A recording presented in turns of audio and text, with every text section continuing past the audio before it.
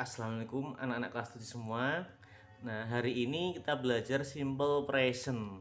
Nah, simple present itu kegunaannya untuk menyatakan kegiatan yang berupa satu kebiasaan atau habitual action.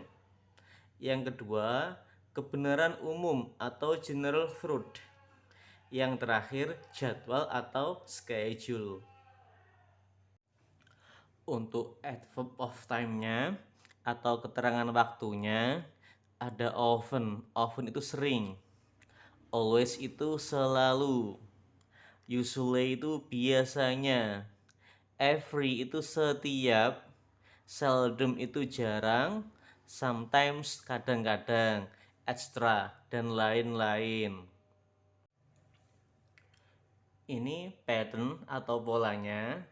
Nah, untuk kalimat positif ada subjek plus verb 1 atau verb 1 plus s atau es plus objek. Negatifnya ada subjek plus do atau does plus not plus verb 1 plus objek. Sementara interrogatifnya ada do atau does plus subjek plus verb 1 plus objek. Nah, sekarang contoh perubahan verb 1 dan verb 1 plus s atau es. Misal kata go jadi goes, dia tambah es. Contoh study jadi studies, speak jadi speaks, dan lain-lain. Ini kapan do, kapan does. Nah, di sini I saya, you kamu, they mereka, we kita itu pakai do. Ketika kata kerja itu pakai was atau dan lain-lain. Intinya kata kerjanya tanpa s atau es. Nah, untuk she dia perempuan, he dia laki-laki, atau it pengganti kata benda tunggal itu pakai does. Ketika kata kerja tambahan s atau es, mungkin dari wash jadi washes.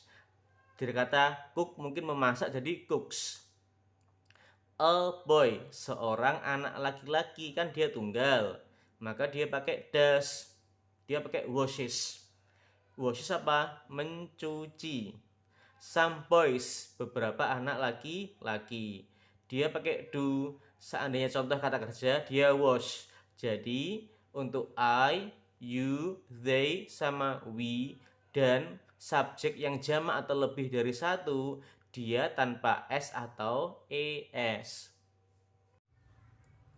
Example contoh nomor 1, Hendra sweeps the floor every morning. Nah, di sini untuk kalimat positifnya sweeps ada s-nya kan. Nah, di sini kata kerjanya ada s-nya. Kenapa? Karena kan Hendra itu anak laki-laki, maka kan kembali ke he. Jadi di sini Hendra menyapu lantai setiap pagi. Untuk kalimat negatifnya, Hendra doesn't sweep the floor every morning. Hendra tidak menyapu lantai setiap pagi. Nah, di sini udah ada does, maka sweep kata kerjanya s-nya hilang. Interrogatif atau tanda tanya, does Hendra sweep the floor every morning? Apakah Hendra menyapu lantai setiap pagi? Sama hanya dengan yang negatif, karena udah ada does, maka kata kerjanya kembali ke verb 1, s-nya hilang. Contoh nomor 2, dilihat yang kalimat positif, some students always study math in the afternoon. Beberapa siswa selalu belajar matematika di sore hari. Dilihat kata kerjanya study. Dia tanpa imbuhan s atau es. Kenapa? Karena subjeknya some students itu lebih dari satu. Negatifnya, any students do not always study math in the afternoon. Beberapa siswa tidak selalu belajar matematika di sore hari. Nah, di sini pakai do. Kenapa? Karena subjeknya any students, beberapa siswa. Untuk interrogatif atau tanda tanya, Do any students always study math in the afternoon? Apakah beberapa siswa selalu belajar matematika di sore hari? Sama, dia pakai do dan kata kerja tanpa imbuhan s atau es.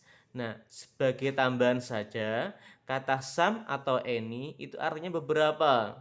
Bedanya, some untuk kalimat positif, any untuk kalimat negatif dan interrogatif.